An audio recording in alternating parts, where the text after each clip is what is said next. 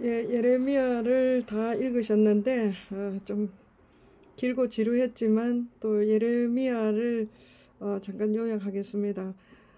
또 여기 요약은 아주 짧게 요약하기 때문에 자세한 것은 유튜브에 이제 성관교회든지 유튜브에서 대화체로 성경 읽기 거기에 들어가면은 창세기부터 계시록까지 쫙 다 해놨습니다. 그 설명을. 그래서 자기가 필요한 부분들을 뭐 예레미야 같은 경우에는 거기서 좀 더 자세히 들으시면 되겠습니다. 예레미야는 제사장의 아들입니다. 근데 이 제사장의 아들로서 선지자인데 요시야 때, 그러니까 요시야 때라는 것은 그러니까 요시야가 유다의 8대 왕입니다. 그러면은 11대쯤 되면은 시드기야 왕 때 이스라엘 유다가 멸망을 하죠. 바벨론에 의해서.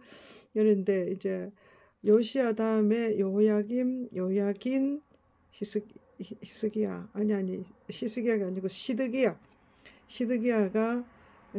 때에 이제 멸망을 하는데 이것을 이제 예레미야가 하나님의 말씀을 통해서 이 멸망을 미리 알고 보고 또 이스라엘 백성들에게 이제 회개를 촉구하는 거죠. 그런데 그 회개를 촉구하는 예레미야의 그 사명과 예레미야의 그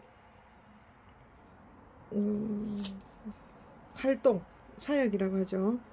이걸 좀 보겠습니다. 하나님께서 예레미야를 부를 때 내가 너를 알고 1장 그 5절에 보면 내가 너를 알았고 성별하였고 세웠다. 그러니까 예레미야는 하나님께서 그를 세워서 하나님이 보낸 거죠. 그러니까 내가 너를 누구에게 보내든지 너는 내가 하는 말을 해라 이렇게 이야기하는 거죠.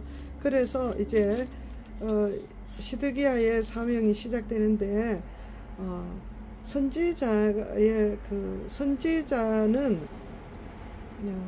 하나님의 말씀을 들을 줄을 알아야 됩니다.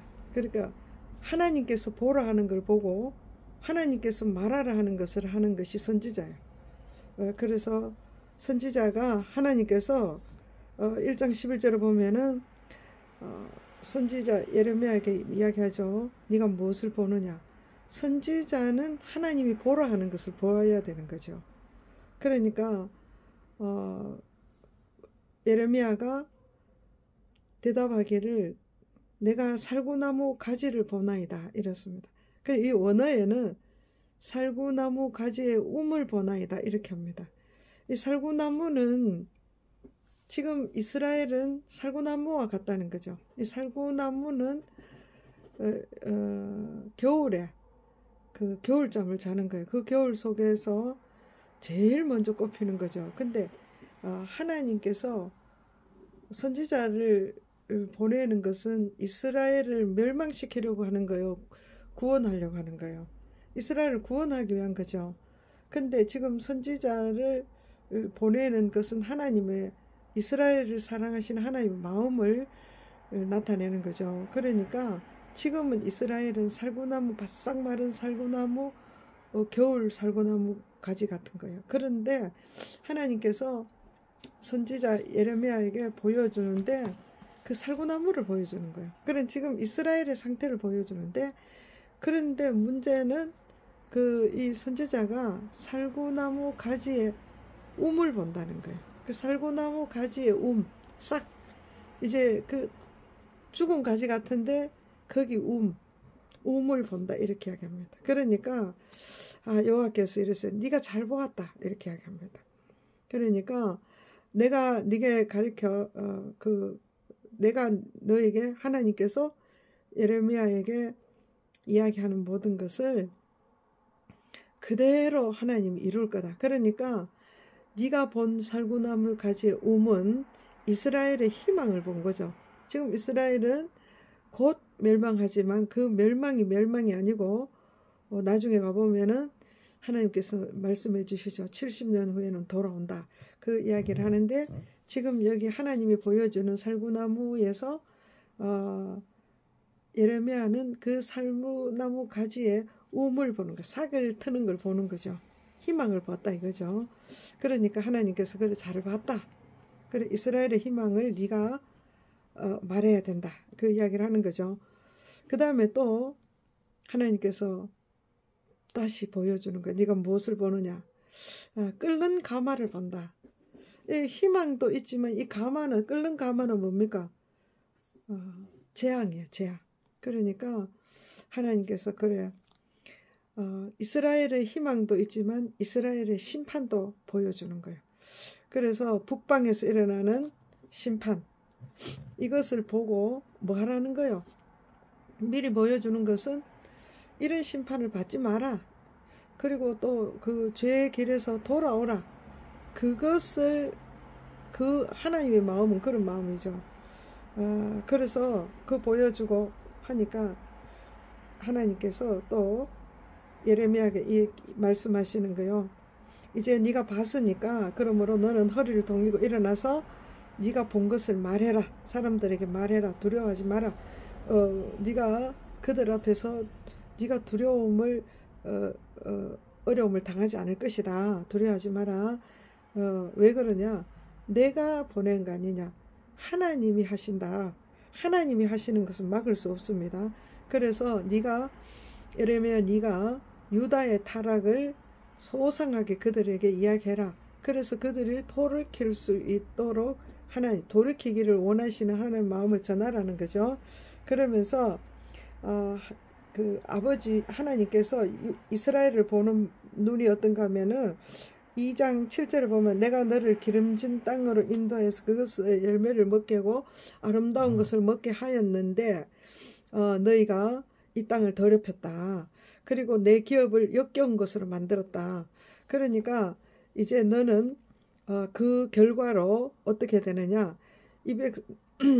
13절에 보면 내 백성이 하나님 앞에 두 가지 악을 저질렀는데 이 두 가지 악이 뭐냐. 생수의 근원되는 나 하나님을 버렸다는 거죠. 생수의 근원되는 하나님을 버리고 스스로 웅덩이를 팠는데 그 웅덩이는 물을 가두지도 못하는 터진 웅덩이다. 그렇게 이야기하면서 너희가 하나님을 떠남으로 어떤 결과가 오느냐. 17절 내 하나님이 너를 인도할 때 하나님을 떠남으로 어떤 결과가 오냐 하면은 18절에 보면은 네가 시홀의 물을 마시려고 애굽으로 가는 길이 어쩌면요. 시홀의 물은 흙탕물이요. 그러니까 이스라엘 백성들이 하나님이 주신 그 생수를 버리고 시홀의 물을 마시라고 흙탕 그 물을 마시려고 애굽으로 간다. 이게 어쩌면냐. 이거 옳지 못하다 이거죠. 그 다음에 또 네 악이 너를 하나님께서 이스라엘에 징계하는 것은 뭐냐. 너희들이 이스라엘 백성들의 악함 때문이다.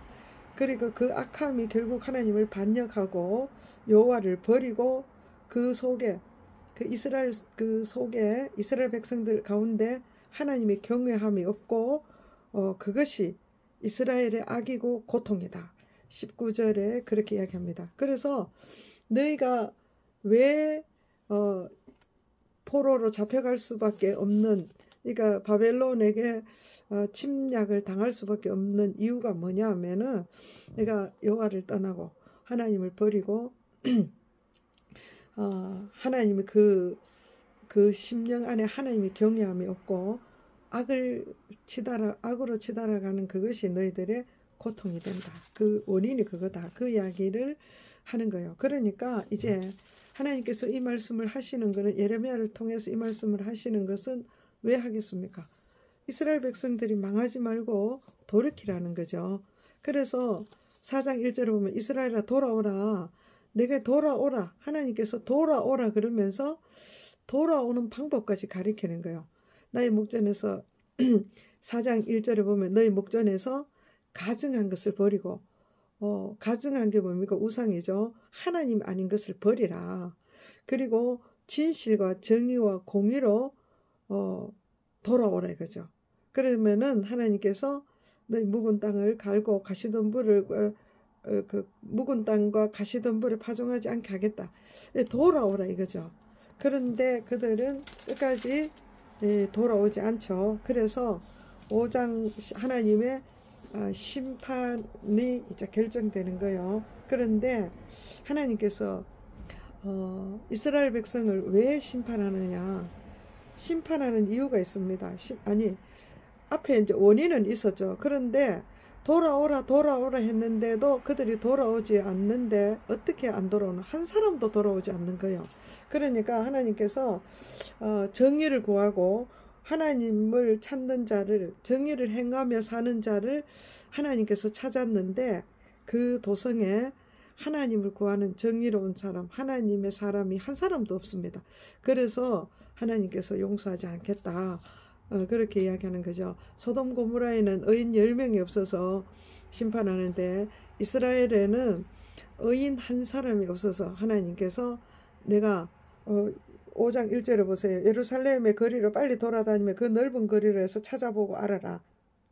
하나님이 예레미야에게 이야기하죠. 너희가 만일 정의를 행하며 진리를 구하는 자를 한 사람이라도 찾으면 내가 이 성을 용서하리라. 이렇게 이야기하시는 거죠. 그 정도로 하나님의 경외함이 없고 하나님을 떠났고 그들은 완전히 그러니까 징계받을 수밖에 없는 삶을 사는 거죠. 그 결국 30절, 5장 30절 한번 보겠습니다. 그 결과 이 땅에 무섭고 놀라운 일이 있다. 이 무섭고 놀라운 일이 뭐냐? 왜 백성들이 하나님을 떠나게 되고 악한 길에서 돌이키지 않는가 하면은 선지자들은 거짓을 예언하고 하나님께서 말씀하시는 거죠. 이 땅에 무섭고 놀라운 일이 있다. 그 무섭고 놀라운 일이 뭐냐? 선지자들은 거짓 예언을 한다는 거죠. 제사장들은 자기 권력으로 다스리고 제사장들이 하나님의 그 다스림을 받아야 되는데 자기 권력으로 다스리고 내 백성은 그것을 좋게 여기고 그렇게 하는 거예요. 그러니까 제사장에게 하나님이 없는 것도 좋게 여긴다는 거죠. 영적 지도자들의 타락이 하나님이 참 무섭고 놀라운 일이. 이 지도자들이 타락되면은 하나님께서 징계하시는 거예요. 그래서 지금도 우리가 정말 영적 지도자들이 바로 서지 않으면은 하나님의 긍휼하심을 얻지 못하는 거예요. 그때에 거짓 선지자들이 많아지고 마지막 때에 그렇다 했죠. 거짓 선지자들이 많아지고 이럴 때는 정말 우리 성도들은 정신을 바짝 차려야 됩니다. 그래서 이것이 하나님이 선지자들이 영적 지도자들이 타락되는 것이 세상에 무섭고 놀라운 일이다. 이렇게 이야기했습니다. 그래서 이들은 멸망할 수밖에 없다. 그 이야기를 하지만 또 거짓 선지자들은 뭐라고 이야기합니까?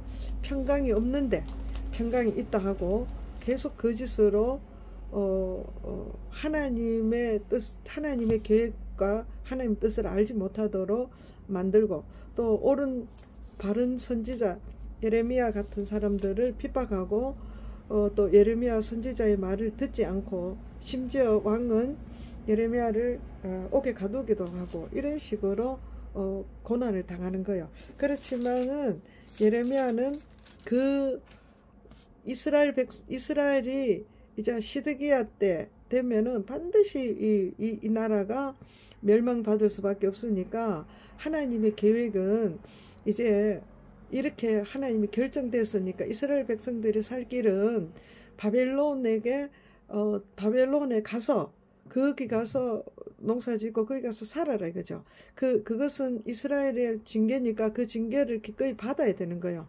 그래서 거기서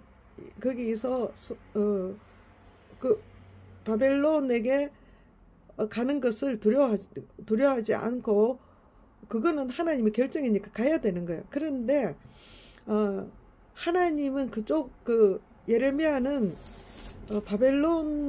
바벨론을 선택하라 하는데 요야김이나 이런 사람들은 결국